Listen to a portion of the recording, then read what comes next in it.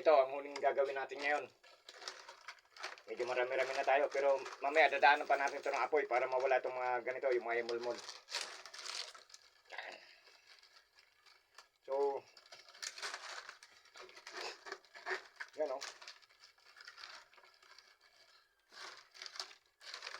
Yan.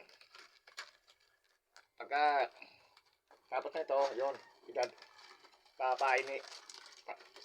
Papasukin natin yung mga himulmol na yan para maganda tingnan. Kasi kung may himulmol, pangit. Pangalawa,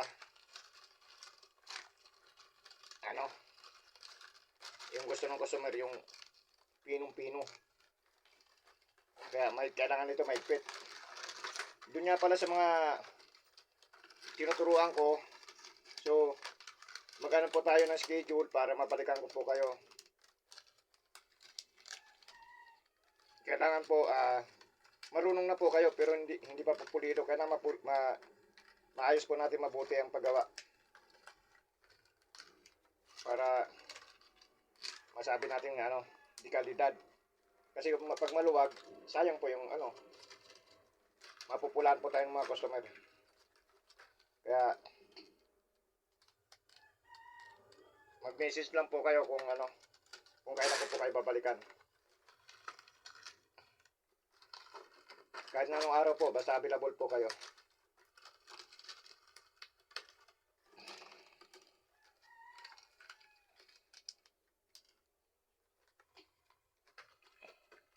Palaganapin po natin ang mga produktong ang mga gawa natin, ang live.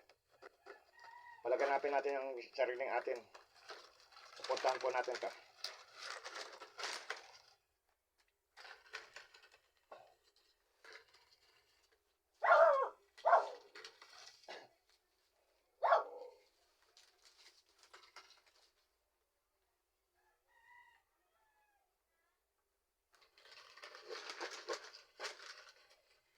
Yan.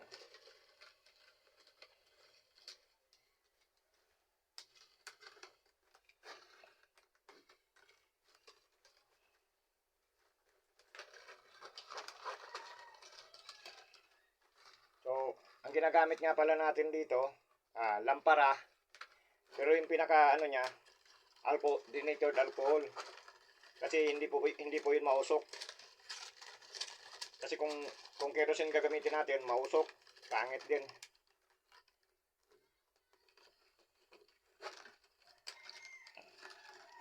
Kaya kahit na magpasok tayo, walang problema.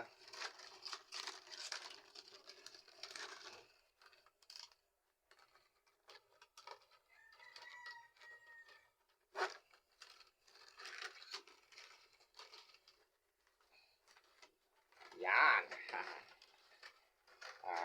50 na, dalawa na lang. Kasi 17 pesos lang po itong puti.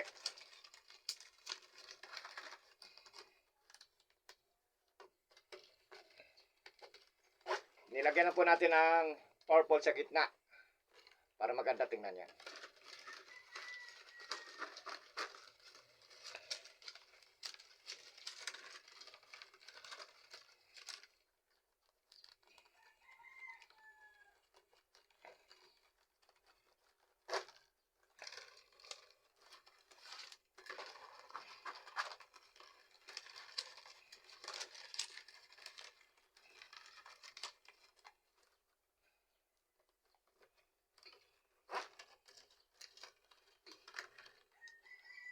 Yan.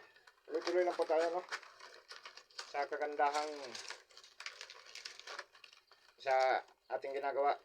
So, doon po sa mga natuturuan ko, gawin niyo po itong libangan.